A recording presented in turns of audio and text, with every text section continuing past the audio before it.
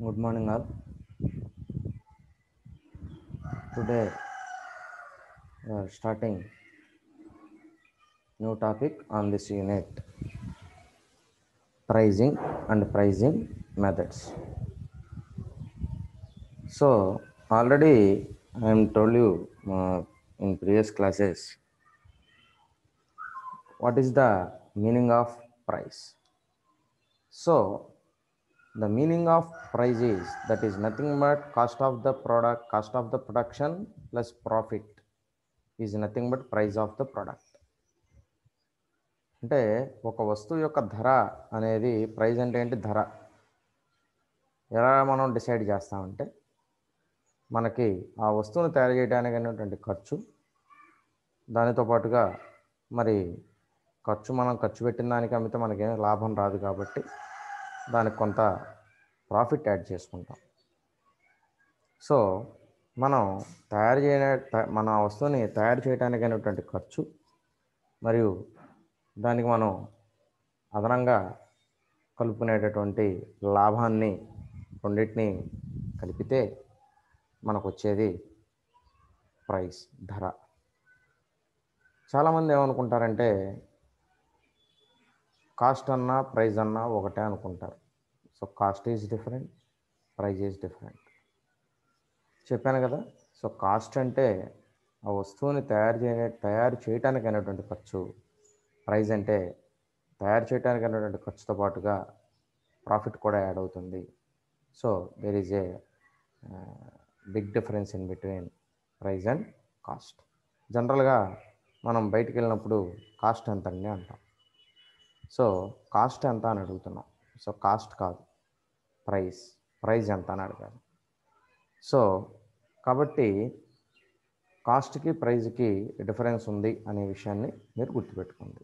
ఓకేనా. సో భవిష్యత్తులో మనకి ఎక్కడైనా కూడా అవసరం పడినప్పుడు మీరు ఎవరైనా తెలియని వాళ్ళకు కూడా చెప్పగలిగేట్టుగా ఉండాలి. ఓకేనా.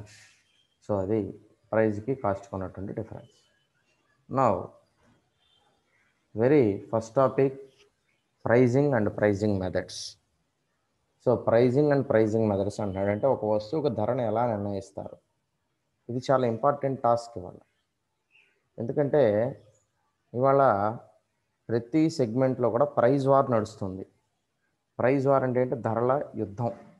అంటే నేను ఎంతకి ఇస్తున్నాను, ఎదుటి వాళ్ళు ఎంతకి ఇస్తున్నారు, ఎదుటి వాళ్ళు ఎంతకి ఇస్తుంటే నేను ఎంతకి ఇవ్వాలి. సో ఈ పోటీ అంటే మార్కెట్లో నిలబడాలి అని అంటే ఇవాళ ప్రైజ్ వార్ తప్పితే ఇంక వేరే ఆప్షన్ ఏం లేదు.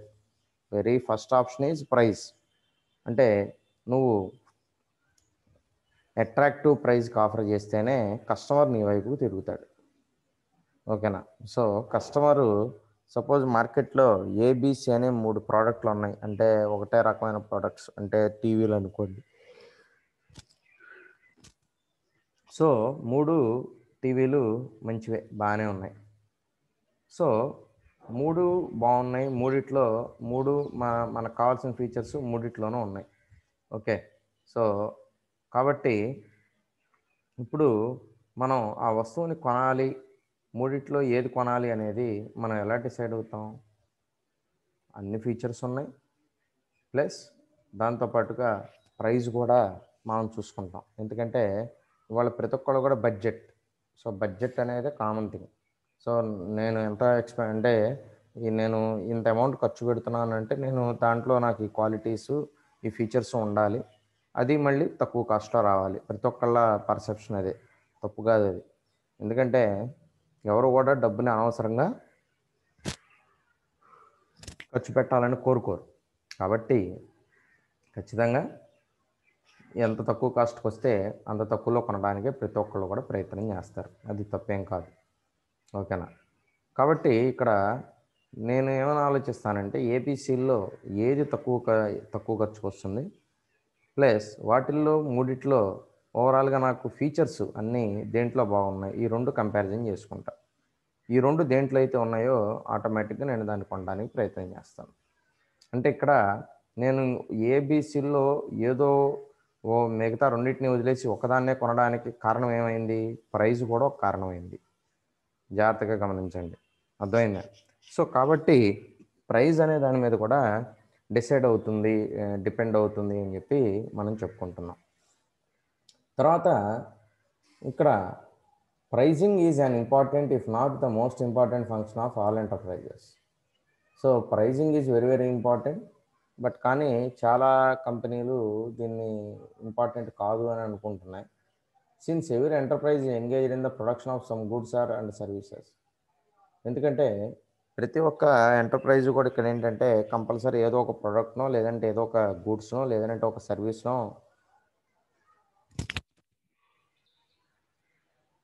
ఆఫర్ చేస్తున్నాయి. ఓకేనా? So incurring some expenditure, it must set a price for the same to sell it in the market. It is only in extreme cases that the firm has no say in pricing its product.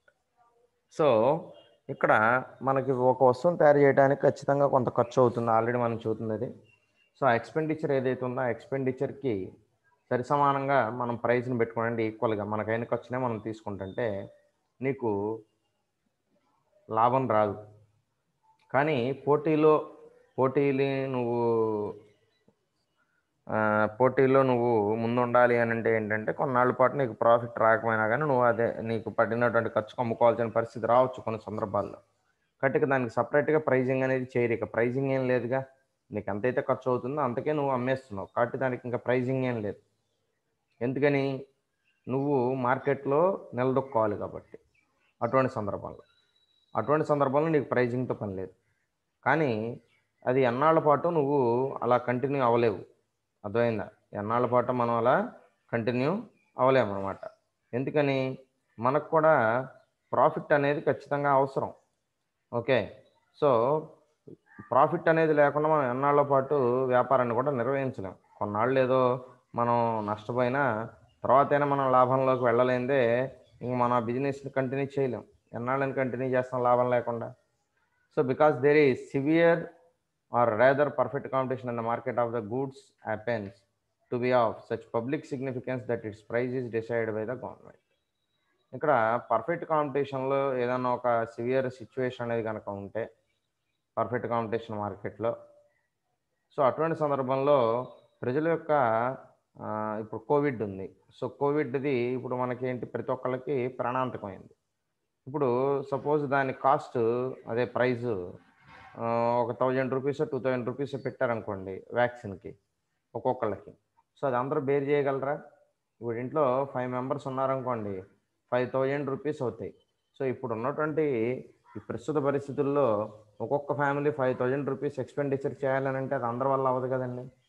అంటే ఉన్నవాళ్ళు పెట్టగలరు, కానీ లేని వాళ్ళు పేదలు పెట్టగలరా? పెట్టలేరు కదా, అంత అమౌంట్ని పెట్టలేరు కదా. కాబట్టి ఇప్పుడు గవర్నమెంట్ ఏం చేస్తుంది? అలాంటి సందర్భాల్లో వస్తువు యొక్క ధరని ప్రభుత్వం నిర్ణయిస్తుంది, నువ్వు నిర్ణయించు. అంటే ఇక్కడ మనకి ఏ కేసెస్లో మనకి ప్రైస్ అనేది మనం డిసైడ్ చేయం, డైరెక్ట్గా డిసైడ్ అవుతుంది అనేది మనకి చెప్తున్నాడు ఇక్కడ. ఓకేనా? సో ఇలాంటి సందర్భాల్లో మనం ప్రైజింగ్ అనేది అంతా పని లేదు, ఎందుకంటే మనం డిసైడ్ చేయట్లేదు కదా ప్రైజ్ని. ఓకే, సో గవర్నమెంట్ డిసైడ్ చేసేస్తుంది. అంటే మీరు దీన్ని 250కో లేదంటే 300కో అమ్మండి, అంతకు అమ్మడానికి వీలు లేదు అన్నారనుకోండి, సో ఖచ్చితంగా మనం ఆ ప్రైజ్కి అమ్మాల్సిందే గవర్నమెంట్ చెప్పిన తర్వాత, కుదరదు కదా. సో అదే ఇక్కడ చెప్తున్నాడు. కాబట్టి అలాంటి సందర్భంలో ప్రైజింగ్ అనేది మనం చేయాల్సిన పని లేదు, మన చేతుల్లో లేదు. In an overwhelmingly large number of cases, the individual producer plays the role in pricing its product. So ఇలాంటి సందర్భాలు తీస్తే పక్కన పెడితే మిగతా అన్ని సందర్భాల్లోనూ కూడా ప్రైజింగ్ అనేది ప్రొడ్యూసరే చేస్తాడు. అతనే అతనిదే ఫైనల్ డెసిషన్. ఎందుకంటే అతనికి ఎంత ప్రాఫిట్ ఎక్స్పెక్ట్ చేస్తున్నాడు అనేది అతను డిసైడ్ చేసుకోవాలి, మనం కాదు కదా. కాబట్టి అతను ఎంత ప్రాఫిట్ ఎక్స్పెక్ట్ చేస్తున్నాడో అతను డిసైడ్ చేసుకుని దానికి అనుగుణంగా అతను ప్రైజ్ని డిసైడ్ చేయడం అనేది జరుగుతుంది అని చెప్పి చెప్తా ఉన్నాడు. తర్వాత నెక్స్ట్ కంటిన్యూషన్ చూస్తే, it is said that if a firm were good in setting its product price, it would certainly flourish in the market. This is because the price is such a parameter that it exerts a direct influence on the product's demand as well as on its supply. So ఇక్కడ మనం చూస్తే కనుక మనం ఒక ఫామ్ని ఎగ్జాంపుల్గా తీసుకుంటే, ఒక ఫామ్ అనేది ఒక సంస్థను మనం తీసుకుంటే కనుక, good in setting its product price, it would certainly flourish in the market. ఏ సంస్థ అయితే ప్రైజ్ని ఎఫెక్టివ్గా డిసైడ్ చేయగలుగుతుందో అది మార్కెట్లో కొన్నాళ్ళ పాటు విరాజిల్లుతుంది, అంటే బాగుంటుంది, దాని యొక్క పరిస్థితి బాగుంటుంది అని చెప్పి చెప్తున్నారు. This is because the price is such a parameter that it exerts a direct influence on the product's demand as well as on its supply, leading to firms' turnover, sales and profit. So ఎప్పుడైతే మనం ఆ ప్రైజ్ని పర్ఫెక్ట్గా design మనం పర్ఫెక్ట్గా మనం decide చేస్తామో దాని ద్వారా మనకి ఏమవుతుందనంటే అది డైరెక్ట్గా మన డిమాండ్ అండ్ సప్లై మీద ప్రభావితం అనేది చూపిస్తుంది. ఎందుకంటే ప్రైస్కి అనుగుణంగా డిమాండ్ ఉంటుంది. ఎప్పుడైతే మనం ఎఫెక్టివ్ ప్రైస్కి లేదంటే అట్రాక్టివ్ ప్రైస్ అనేది ఆఫర్ చేస్తాం, ఆటోమేటిక్గా మన ప్రోడక్ట్ డిమాండ్ పెరుగుతుంది. డిమాండ్ పెరిగింది అంటే ఆటోమేటిక్గా మనం దానికి అనుగుణంగా సప్లై చేయాలి. సప్లై డిమాండ్ ఎప్పుడైతే ఇంక్రీజ్ అవుతాయో ఆటోమేటిక్గా నీకు లాభాలు కూడా పెరుగుతాయి, అంతే కదా. సో నువ్వు ప్రైస్ని ఎఫెక్టివ్గా డిసైడ్ చేయటం వల్ల నీకు ఎన్ని బెనిఫిట్స్ అవుతున్నాయి? ఓకేనా, ప్రాఫిట్ ఇంక్రీజ్ అవుతుంది, డిమాండ్ పెరుగుతుంది, సప్లై పెరుగుతుంది, ఓకేనా. సో కాబట్టి దీనివల్ల నీకు అంత బెనిఫిటే. Every manager endeavours to find the price which would best meet with his firm's objective. So ఈ ప్రైజింగ్ అనేది కూడా ఎలా ఉండాలి, ప్రైస్ అనేది కూడా ఎలా ఉండాలి అని అంటే ఖచ్చితంగా అది కూడా ఫర్మ్ యొక్క ఆబ్జెక్టివ్ అంటే సంస్థ యొక్క లక్ష్యానికి అనుగుణంగా ఉండాలి, దాన్ని మీట్ అవ్వాలి, ఓకేనా. సంస్థ యొక్క లక్ష్యానికి మీట్ అవుతూ మనం ప్రైస్ అనేది డిసైడ్ చేయాలి, ప్రైస్ అనేది దానికి అనుగుణంగా ఉండాల్సిన అవసరం ఉంది అని చెప్పి చెప్తా ఉన్నాడు. తర్వాత customers to buy his product on the other hand if the price is set to low the seller may not be able to recover his cost. So ఇక్కడ నువ్వు కస్టమర్ని ఆకట్టుకునే క్రమంలో నువ్వు తక్కువ ప్రైస్కే నువ్వు ప్రోడక్ట్ని కనుక అమ్ముతుంటే దానివల్ల కొన్నాళ్ళకి నీకు నష్టాలు రావడానికి అవకాశం ఉంది, ఓకేనా. సో ఎందుకంటే అతను తను పెట్టినటువంటి ఖర్చుని తిరిగి పొందలేడు కొన్ని సందర్భాల్లో, ఎందుకంటే తనకైనటువంటి ఖర్చు కన్నా కూడా తక్కువ అమ్మాల్సిన పరిస్థితి రావచ్చు. అలా కనుక జరిగితే ఖచ్చితంగా అమ్మేవాడు లాస్ అవుతాడు, కొనేవాడు బెనిఫిట్ అవుతాడు, ఓకే. తర్వాత there is a need for the right price further since demand and supply conditions are variable over time. What is the right price today may not be so tomorrow hence. So ఇక్కడ మనం pricing అనే దాంట్లో ఇంకా మనం చూడాల్సింది ఏంటంటే మనం right price, okay. So ఒక వస్తువుకి మనం ధర నిర్ణయించేటప్పుడు అది ఎలా ఉండాలంటే సరైనదై ఉండాలి, కరెక్ట్గా ఉండాలి అని చెప్పి చెప్తా ఉన్నాడు. Since demand and supply conditions are variable over time what is the right price today may not be so tomorrow hence. ఎందుకంటే డిమాండ్ సప్లై అనేది కండిషన్స్ని బట్టి మారుతూ ఉంటాయి కాబట్టి సో వాటికి అనుగుణంగా మనం ప్రైస్ అనేది డిసైడ్ చేసుకుంటాం. కాబట్టి ఈరోజు ఉన్నటువంటి ప్రైజు రేపటికి కరెక్ట్ కాకపోవచ్చు, ఎందుకంటే రేపు దానికి అనుకోకుండా అనూహ్యంగా డిమాండ్ పెరగచ్చు, లేదంటే డిమాండ్ తగ్గిపోవచ్చు. ఏది జరిగినా కూడా అల్టిమేట్గా దాని ప్రభావం అనేది బిజినెస్ మీదే పడుతుంది. Pricing decisions must be reviewed and formulated from time to time. కాబట్టి ప్రైజింగ్ డెసిషన్ అనేది ఎప్పటికప్పుడు మనం రివ్యూ చేసుకోవాలి, రీఫార్ములేట్ చేసుకోవాలి. సో ఇవన్నీ జరిగితేనే మనం ఇక్కడ ఈ ఈ ఉన్నటువంటి పరిస్థితుల్లో మనం బిజినెస్లో నిలదొక్కుకోవడానికి అవకాశం ఉంటుంది, ఓకేనా. కాబట్టి ఇప్పుడు ప్రజెంట్ సిచ్యువేషన్ కూడా ఇదే కదా. సో ఎందుకంటే నిన్న ఉన్నటువంటి ధర ఈరోజు ఉండట్లేదు, ఎందుకని డిమాండ్ని బట్టి మారిపోతూ ఉంటుంది, ఓకేనా. సో నిన్న మనం ఇప్పుడు సపోజ్ మీరు నిత్యావసరాలే తీసుకోండి, ఆయిల్ ప్యాకెట్స్. సో ఇవాళ ఆయిల్ ఎంత అయిపోతుంది, డ్రాస్టిక్ చేంజెస్ వచ్చేసినాయి, అంటే 10 రూపాయలు దగ్గర 10-15 రూపాయలు పెరిగిపోయినాయి అదనంగా. సో కాబట్టి ఇవాళ ఉన్నటువంటి ప్రైస్ రేపు ఉంటుందా అంటే ఉండదు, ఎందుకంటే that's depends upon demand and supply. అంటే కొనేవాళ్ళు ఇది కొంటున్నారా లేదా, ప్లస్ కొనడానికి మన ప్రోడక్ట్ కొనడానికి ఇష్టంగా ఉన్నారా లేదా అనేది మనం ఈ రెండు కూడా చూసుకోవాలి. సో వాటిని చూసుకుంటే మనకే అర్థమవుతుంది సో డిమాండ్ పెరుగుతుందా తగ్గుతుందా అని, ఓకేనా. సో అదనమాట. సో కాబట్టి ఇక్కడ మనం ఈ ప్రైజింగ్ డెసిషన్స్ అనే వాటిని మనం ఎప్పటికప్పుడు రివ్యూ చేసుకుంటూ రీఫార్ములేట్ చేసుకుంటూ ఉండాలి, ఎందుకంటే ఇవాళ ఉన్నది రేపు ఉండదు కాబట్టి ఎప్పటికప్పుడు పరిస్థితులకు అనుగుణంగా మనం ప్రైజ్లో చేంజెస్ అనేది తీసుకురావాల్సి ఉంటుంది. ఇంకోటి కూడా ఎందుకు చెప్తున్నాడు, సో ఇప్పుడు మన కాంపిటేటర్ ప్రైస్ తగ్గించేశాడు, మనకు అనుకోకుండా, మనకు కూడా తెలియదు. సో అప్పుడు ఏం చేయాలి, ఖచ్చితంగా మనం కూడా ప్రైస్ అనేది తగ్గించేసేయాలి. ఓకేనా, తప్పదు, ఎందుకంటే అది నీ చేతిలో లేదు. ఎందుకంటే నీ పోటీదారుడు నీకన్నా తక్కువ అమ్ముతున్నప్పుడు ఆల్రెడీ మార్కెట్లో వాడు ఎప్పటి నుంచో ఉన్నాడు, కొత్త అతను కూడా కాదు. సో అటువంటి అతను నీకు తగ్గించి అమ్ముతున్నప్పుడు నువ్వు కూడా అల్టిమేట్గా తగ్గించాల్సిన పరిస్థితి వస్తుంది. అది నీ చేతిలో లేదు. ఓకేనా, సో ఇలాంటి కండిషన్స్ అన్నీ కూడా ఉంటాయి.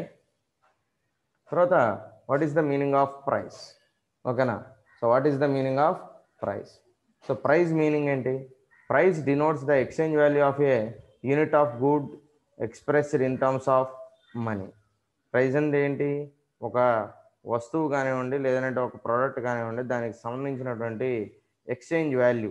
అంటే అది మనం తీసుకుంటే దాన్ని మనకు అతను ఇస్తున్నందుకు అతను ఎక్స్చేంజ్ వాల్యూ అంటే నేను నీకు ఆ వస్తువుని ఇస్తున్నాను కాబట్టి నాకు తిరిగి నేను ఏదో ఒక ప్రతిఫలం అనేది నేను తీసుకోవాలి. కాబట్టి ఇదివరకు ఎలా ఉండేది? వస్తు మార్పిడి పద్ధతి అని ఉండేది.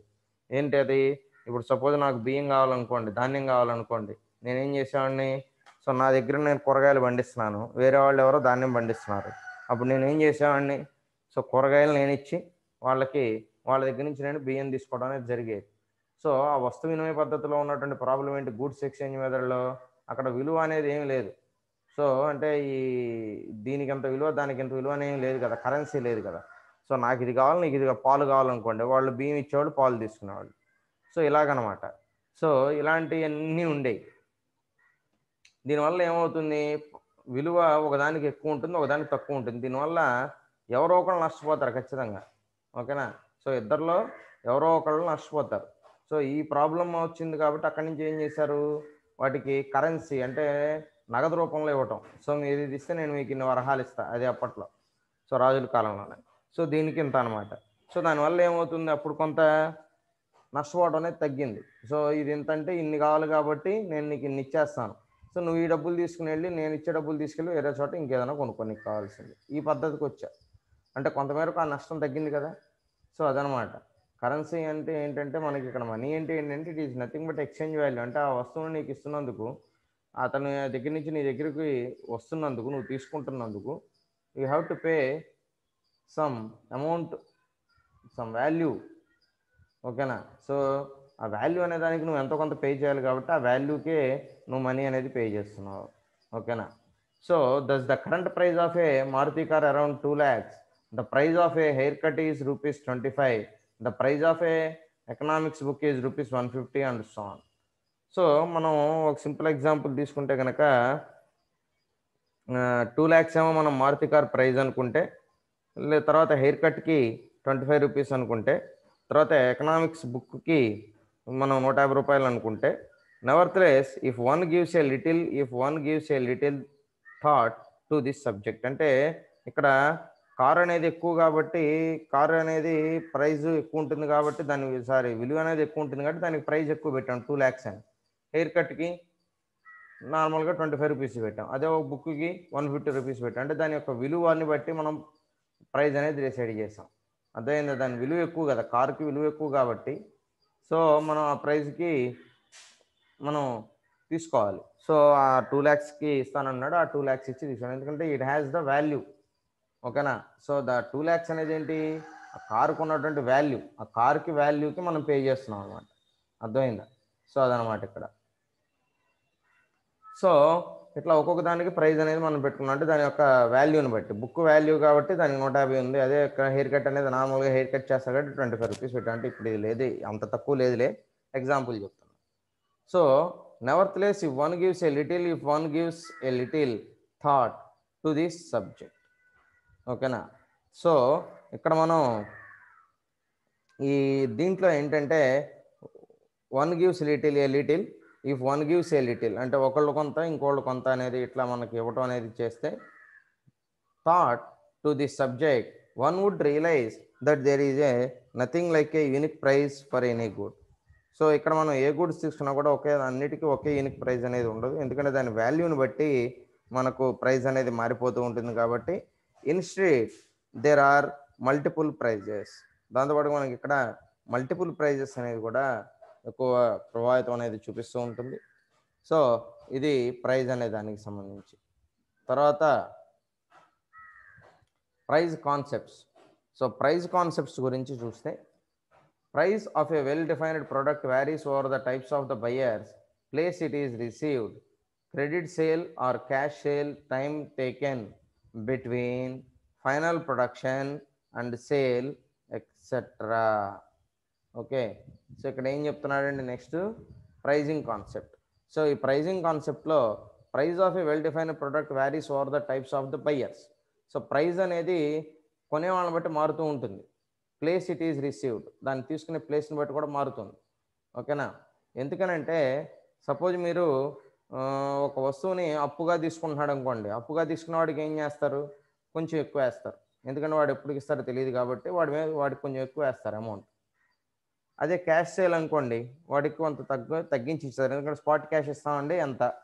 సో ఆ స్పాట్ క్యాష్ అనేది మనం ఇచ్చేస్తున్నాం కాబట్టి వాడిని మనం అడుగుతున్నాం, సో నాకు ఎంత ఇస్తారు డిస్కౌంట్ అని అడుగుతాం. ఓకేనా. సో కాబట్టి ఇక్కడ మనకి క్రెడిట్ సేల్ అంటే అప్పుగా కొన్నదానికి అప్పుగా అమ్మి ఇచ్చిన దానికి అదేవిధంగా క్యాష్కి ఇచ్చిన దానికి కొంత వేరియన్స్ ఇస్తున్నాం. సో అంటే మనకి ఇక్కడ దేని మీద బేస్ అయ్యాం, ఈ కండిషన్స్ మీద బేస్ అయ్యి ప్రైస్ అనేది మారుతుంది. అంటే time taken between final production and sale. So అదేవిధంగా ఫైనల్ ప్రొడక్షన్ జరగడానికి సేల్కి మధ్య ఉన్నటువంటి గ్యాప్ అనేది కూడా మనం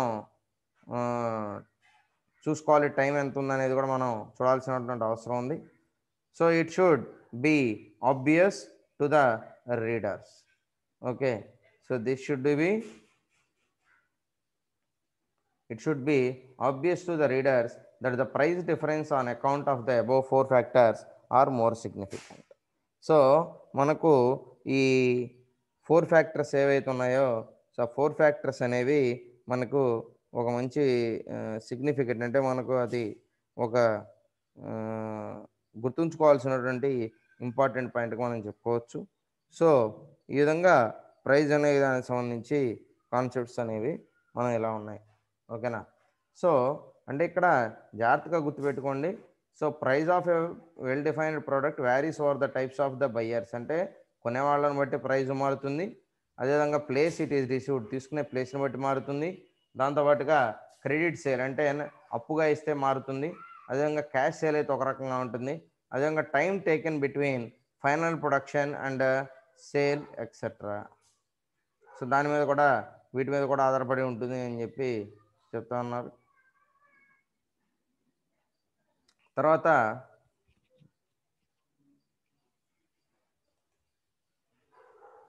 the multiple prices is more serious in the case of items like cars, refrigerators, then coal, furniture and bricks, and is of little significance for items like shaving blade, soaps, toothpaste, creams and stationaries. Okay. So దీనిలో ఏం చెప్తున్నాడో చూద్దాం ఒకసారి. ఇక్కడ ఏమంటున్నాడంటే the multiple prices is more serious in the case of items like, అంటే multiple prices అనేది అన్ని సందర్భాల్లో సజెస్టబుల్ కాదు. ఒక మనం ఎగ్జాంపుల్గా కారు తీసుకున్న, రిఫ్రిజిరేటర్స్ అయినా, కోల్ అయినా, ఫర్నిచర్ అయినా, బ్రిక్స్ అయినా, సో ఇలాంటివి తక్కువ ప్రాధాన్యత ఉన్న వాటికి మనం ఎక్కువ ఫోకస్ చేయకూడదు. ఓకేనా. సో అదొకటి ఇక్కడ మనకు ఆయన చెబుతున్నాడండి మాట. సో ఇక్కడ మనకు ఏం చెప్తున్నాడంటే ఇవన్నీ కూడా మనం పక్కన పెట్టేయచ్చు. ఓకేనా. So furniture and bricks and is of little significance for items like shaving blade, soaps, toothpaste, creams and stationeries. So differences in various prices of any good are due to differences in transport cost, storage cost, auxiliaries, interest cost, intermediaries profits etc. ఓకేనా. So దాని తర్వాత మనం చూస్తే differences in various prices of any goods are due to differences in transport cost. So మనకి price అనేది మారడానికి ఒక ఫ్యాక్టర్గా మనం చెప్పుకోవచ్చు ఈ ట్రాన్స్పోర్ట్ కాస్ట్ అనేది. దాన్ని బట్టి కూడా మారడానికి అవకాశం ఉంది అని చెప్పి చెప్తా ఉన్నారు. సో తర్వాత storage cost accessories. So storage cost accessories అనేది సో మనం చూస్తే కనుక ఇక్కడ ఈ differences in transport cost, storage cost, accessories. So transport కాస్ట్కి స్టోరేజ్ కాస్ట్ అనేది కాస్ట్ యాక్సరీస్ అనే దానికి సంబంధించి, స్టోరేజ్ యాక్సరీస్ అనేది సంబంధించి డిఫరెన్సెస్ అనేవి ఉంటాయి ఖచ్చితంగా.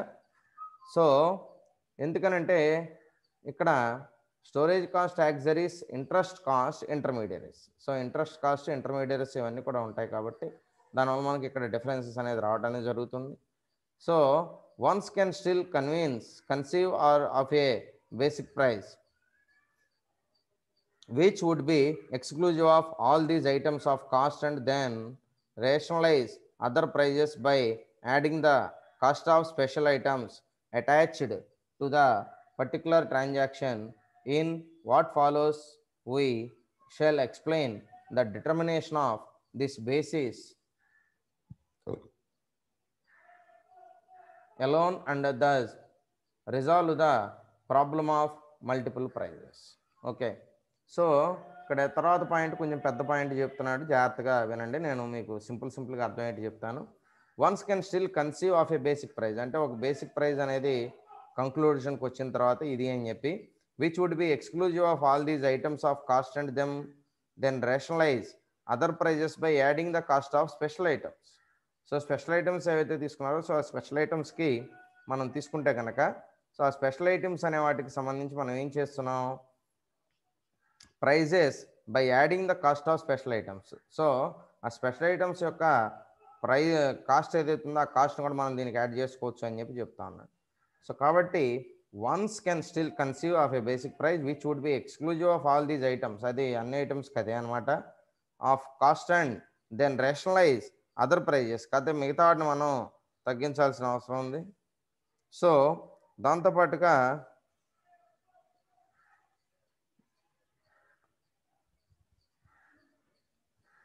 Then rationalise other prices by adding the cost of special items. So వాటికి మనం స్పెషల్ ఐటమ్స్కి మనం మనం కాస్ట్ని యాడ్ అనేది చేసుకోవచ్చు అదనంగా. So attach to the particular ట్రాన్సాక్షన్లో లేకపోతే in what follows we shall explain the determination of this basis price alone and thus resolve the problem of multiple prices. So మనం ఇక్కడ తీసుకుంటే కనుక జనరల్గా మనం ఒక బేసిస్ ప్రైస్ అనేది ఒకటి పెట్టుకుంటాం, alone that does resolve the problem of multiple prices. So దానివల్ల మనకు దీన్ని మనం ఇంప్లిమెంట్ చేయడానికి మనకి ఇబ్బంది ఏది ఏంటంటే మల్టిపుల్ ప్రైజెస్ అనేది కూడా మనకు ఒక ఇబ్బంది. సో ఏది మనం యూజ్ చేసుకోవాలి ఏంటి అనే దాని మీద మనకు కూడా కొంచెం ప్రాబ్లంగా ఉంటుందన్నమాట. ఓకే, సో తర్వాత కంటిన్యూషన్ చూద్దాం. So next important things, pricing objectives and policies. So what are the objectives of pricing and policies? So pricing objectives are goals give direction to the whole pricing process. So pricing అనేది మనం చూసుకుంటే కనుక so దానిలో pricing objectives or goals give direction to the whole pricing process. when deciding on pricing objectives the following things to be considering. So దీంట్లో ఏం చెప్తున్నాడు, pricing అనేది ఎప్పుడు కూడా ఎలా ఉండాలి అంటే objectives or goals give direction to the whole pricing process. Okay, so ఓవరాల్గా మనం ప్రైజింగ్ అనేది ఎలా ఉండాలి అంటే ఓవరాల్గా హోల్గా ఉండాలి, అందరికీ కలిపి అన్నట్టుగా చెప్తా ఉన్నారు. So when deciding on pricing objectives the following things to be considered. So మనం ఈ ప్రైజింగ్ అనేది డిసైడ్ అయ్యేటప్పుడు సో డిసైడ్ అయ్యే దాంట్లో ఫైనల్గా ఈ ఆబ్జెక్టివ్స్ ఏవైతే ఉన్నాయో ఈ ప్రైజింగ్ ఆబ్జెక్టివ్స్ అనేది మనం ఏదైతే మనం డిసైడ్ అవుతున్నామో ఆ డిసైడ్ అయ్యేటప్పుడు మనం కింద వాటిని కూడా మనం పరిగణలోకి తీసుకోవాల్సినటువంటి అవసరం ఉంది అని చెప్పి చెప్తా ఉన్నారు. సో దానిలో మొట్టమొదటి పాయింట్గా మనకి ఏం చెబుతున్నాడంటే the overall financial marketing and strategic objectives of the company. So ఓవరాల్గా అన్ని డిపార్ట్మెంట్స్కి సంబంధించిన ఆబ్జెక్టివ్స్ అన్నీ కలిపితే మనం ఇక్కడ ప్రైజింగ్ ఆబ్జెక్టివ్స్ అని మనం చెప్పుకోవచ్చు. తర్వాత రెండవది the objectives of your product or brand. So మన ప్రోడక్ట్కి సంబంధించినటువంటి దానికి సంబంధించినటువంటి ఆబ్జెక్టివ్స్ ఏంటి, సో మన ప్రోడక్ట్కి సో మన బ్రాండ్కి సంబంధించినటువంటి ఆబ్జెక్టివ్స్ ఏంటనేది కూడా మనం తెలుసుకోవాల్సిన అవసరం ఉంది. తర్వాత third point consumer price elasticity and price points. ఓకేనా, సో దాంట్లో ఏం చెప్తున్నాడంటే so consumers price elasticity and price points.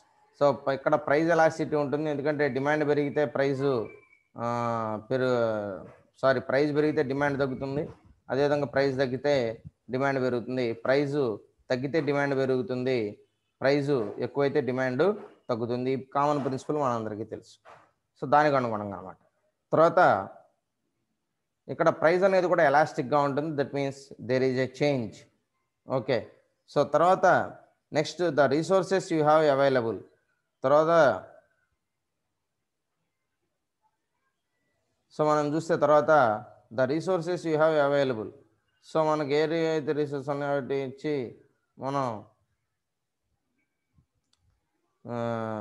మనం ఆ రిసోర్సెస్ అన్నీ మనం వాళ్ళకి అవైలబుల్గా ఉంచి వాళ్ళకి ఏం కావాలో అవి మనం ప్రొవైడ్ చేస్తే వాళ్ళు చక్కగా కూర్చొని ప్రశాంతంగా పని చేసుకుంటారు, అంతేగాని ఆదరాబాదరాగా ఉండకూడదు. సో వాళ్ళకు కూడా మనం ఫ్లెక్సిబిలిటీ ఇవ్వాలి. సో అదనమాట. తర్వాత 5 main objectives of pricing are. So 5 main objectives అంట, పైన కూడా ఆబ్జెక్టివ్స్, కింద 5 మెయిన్ ఆబ్జెక్టివ్స్ చెప్తా ఉన్నారు. మొదటిది achieving A target return on investment. So ప్రతి ఒక్క కంపెనీ కూడా తను పెట్టినటువంటి పెట్టుబడి మీద ఎంతో కొంత రిటర్న్ అనేది ఎక్స్పెక్ట్ చేస్తుంది. అంటే నాకు లాభం రావాలి, నేను పెట్టిన దాని మీద నాకు కొంత రిటర్న్ రావాలి అని ఎక్స్పెక్ట్ చేస్తాం, అది తప్పేం కాదు. సో కాబట్టి మనం ఆ టార్గెట్ మనం ఏదైతే పెట్టుకున్నామో మనం ఎంత గెయిన్ చేయాలి అని చెప్పి, సో మనం అది గెయిన్ చేయాలి అని అంటే సో మనకి దానికి మెయిన్ ప్రైజింగ్ అనేది ఉపయోగపడుతుంది, అంతే కదా. మనకు ప్రాఫిట్ అనేది రావాలంటే మనకు ఉన్నటువంటి మార్గం ఒకే ఒక మార్గం ప్రైజింగ్.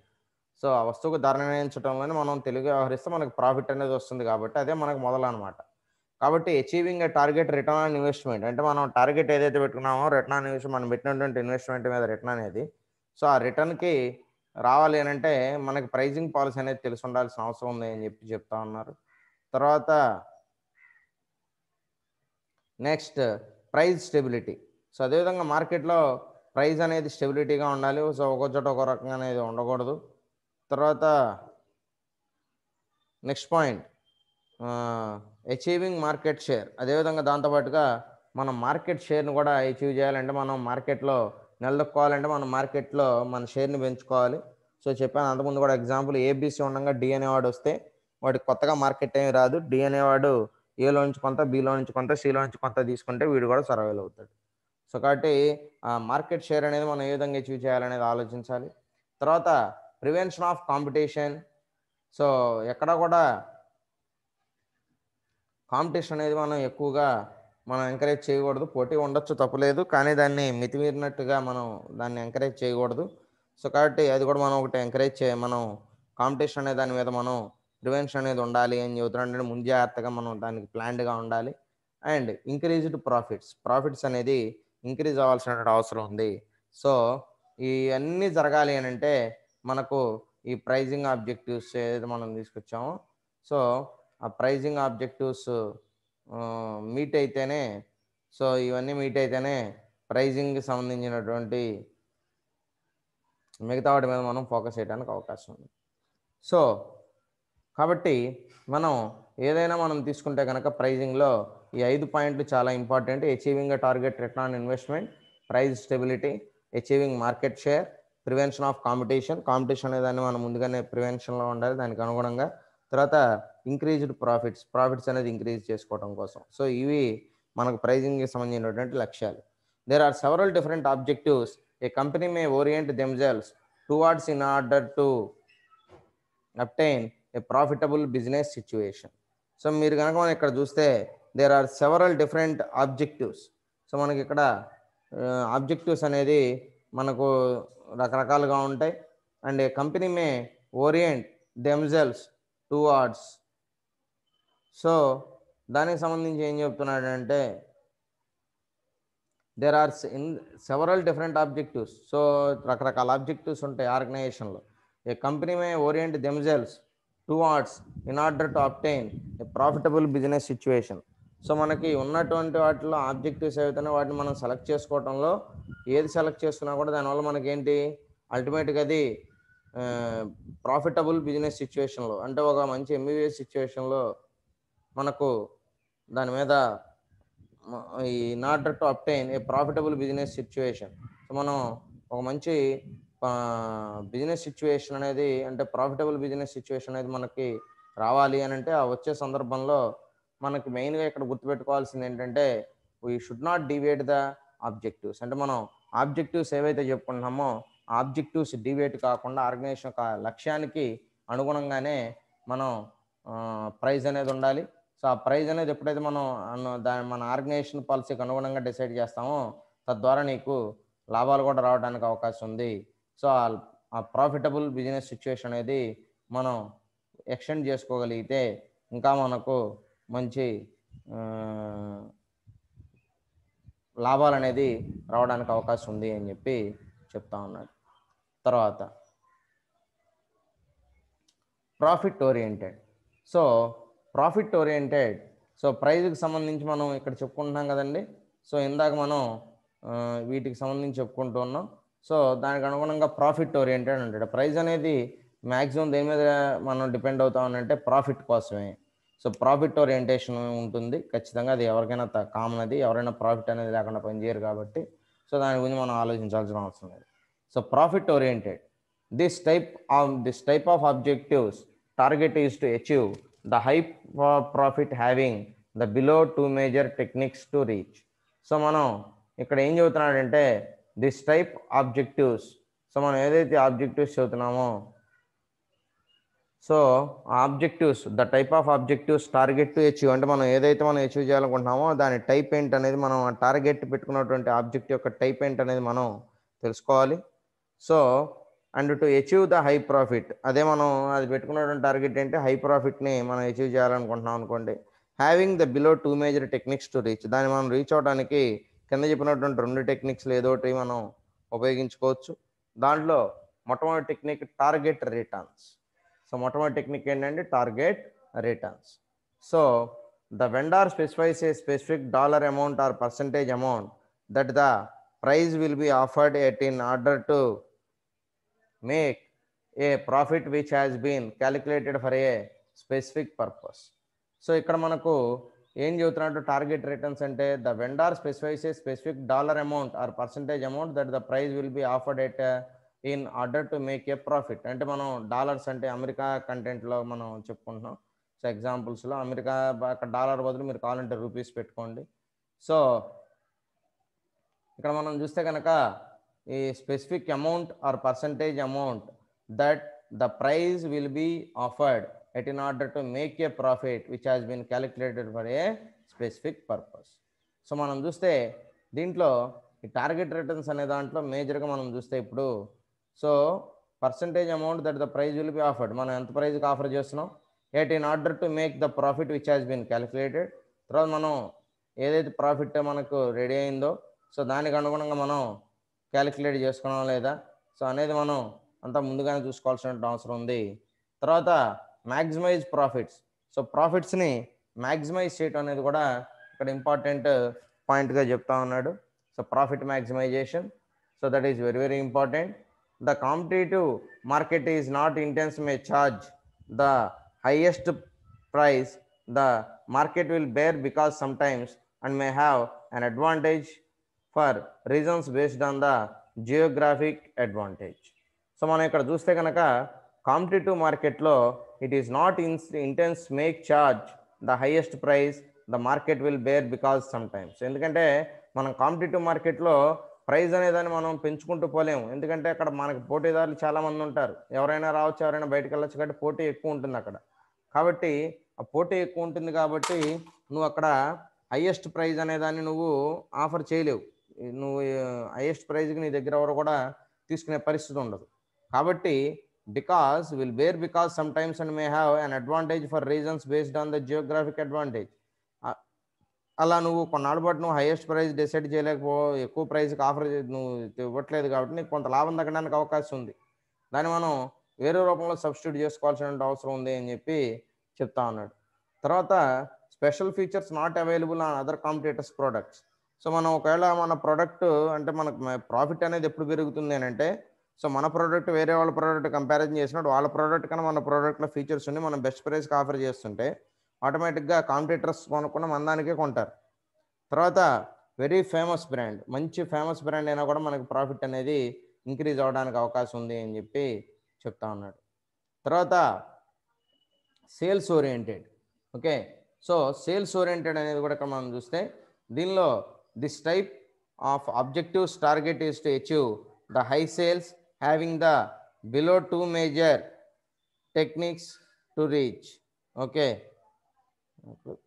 దీంట్లో మనం చూస్తే సేల్స్ ఓరియంటెడ్ అని కూడా ఇక్కడ ఇంపార్టెంట్గానే చెప్తా ఉన్నాడు.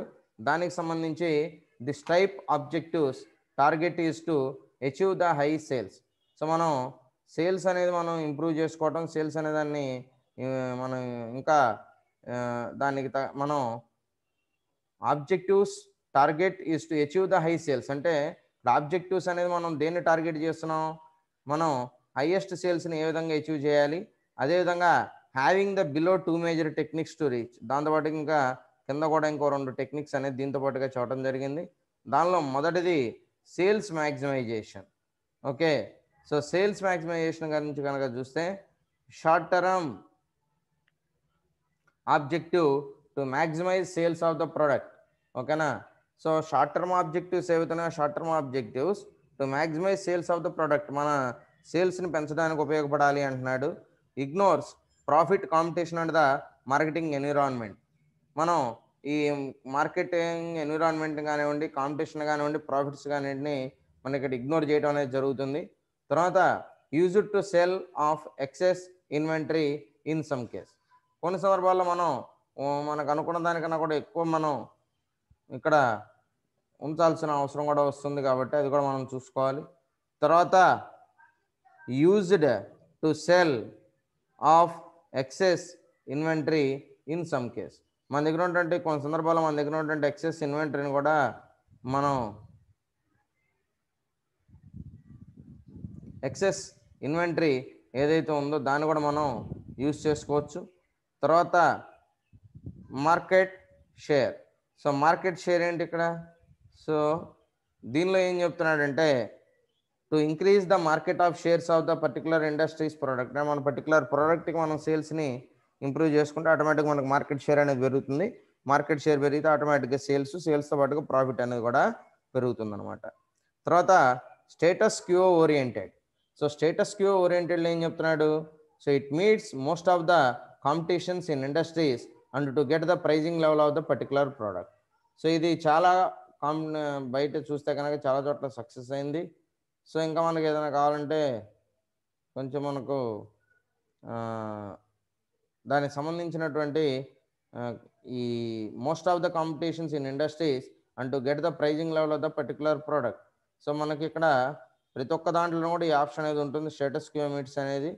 So most of the competitions in industry and to get the pricing level of the particular product. ఒకవేళ ఒకళ్ళ వల్లే కాకపోతే ఇండస్ట్రీలో ఉన్నటువంటి అన్ని కంపెనీలు కలిసి ప్రైజ్ని కూడా డిసైడ్ చేసుకోవచ్చు. ఓకే. తర్వాత meet the competition. So competition మనం ఎప్పుడు కూడా రీచ్ అవ్వాలి. ఒకవేళ కాంపిటీషన్ మనం రీచ్ కాలేకపోయినంటే అక్కడే మనం స్టార్టింగ్ అవుతుంది మనకి ఇబ్బందులు అనేవి. కాబట్టి మనం ఎట్టి పరిస్థితుల్లో మనం కాంపిటీషన్ అనే దాన్ని మీట్ అవ్వాల్సిందే. So customer has many choices and the vendor have resources to stay in the market. So ఇక్కడ కస్టమర్కి చాయిసెస్ అనేవి ఉంటాయి and the vendor have resources to stay in the market. Vendor కూడా మార్కెట్లో స్టే చేస్తూ ఉంటాడు. Then just charge the same price. కాబట్టి మనం సేమ్ ప్రైస్ అనేది మనం ఛార్జ్ చేస్తే if the vendor does not have the resources to survive a price war and vendor do not have the ability to claim better quality. So vendor ఏమో better quality అనేది claim చేసుకుంటాడు. So వీడు కూడా ఇక్కడ ఈ మనం ఒకవేళ మనం కనుక దూకుడుగా వెళితే దానివల్ల మనం ఇబ్బంది పడతాం కాబట్టి. So if the vendor does not have the resources to survive a price war, ఒకవేళ వెండర్ దగ్గర ప్రైజ్ వార్లో సర్వైవ్ అవ్వడానికి అతని దగ్గర ఎటువంటి రిసోర్సెస్ కనుక లేకపోతే and vendor do not have the ability to claim better quality, ఆటోమేటిక్గా వెండరు బెటర్ క్వాలిటీ అనే దాన్ని క్లెయిమ్ చేయడానికి అవకాశం ఉండదు అని చెప్పి చెప్తా ఉన్నాడు. ఓకే. తర్వాత pricing methods. So pricing methods రేపు చెప్పుకుందాం. ఓకే.